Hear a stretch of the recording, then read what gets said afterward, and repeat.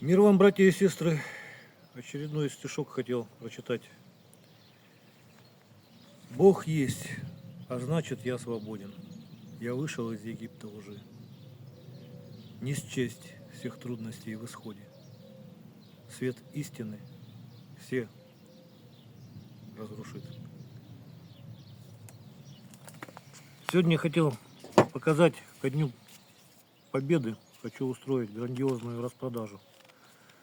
Ну, вот эти ножи вы уже видели, я уже показывал. Вот, прыгал на нем на 2 брусочках, своим весом проверял.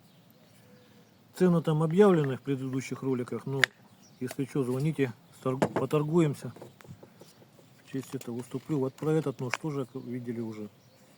Вот. И значит, что еще хотел предложить вашему вниманию. Вот это вот клиночки, два, это вот они такие же самые. Здесь просто вот плоскость как бы вывел, чтобы видно было, какой долг будет. Закаленные, отпущенные уже, тоже вот мой вес выдержит свободно. Вот в честь праздничка вот эти клиночки я вам отдам по 20 тысяч рублей. Вот этот такой же самый, он тоже мой вес выдержит, все, но вот его я отдам по 15. За 15 тысяч. Так, вот это уже вот такие вот, ну такого плана, тоже ножи, клиночки вернее. Закаленные, отпущенные тут. Не отслесаренные еще. Вот это для правши. Есть для левши один вот такой. Есть один такой маленький. Вот. Вот эти вот по 5000 рублей. Если надо, берите, подходите. В общем. И вот иду навстречу, потому что ну, сейчас тяжелая ситуация в стране. Народ беднеет. Поэтому вот такие вот ножи. Это вообще вот он прочный такой, гибкий ножичек. Финочка такая.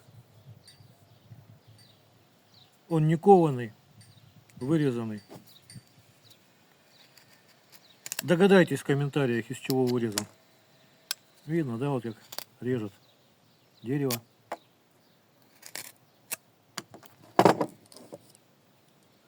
Перышко птички вот.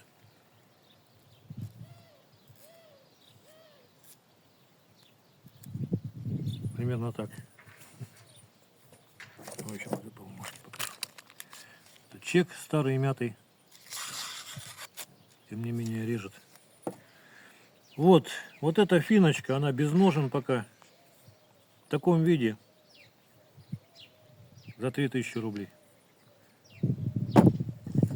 Если клиночки вот такие же вот, как на этой финке.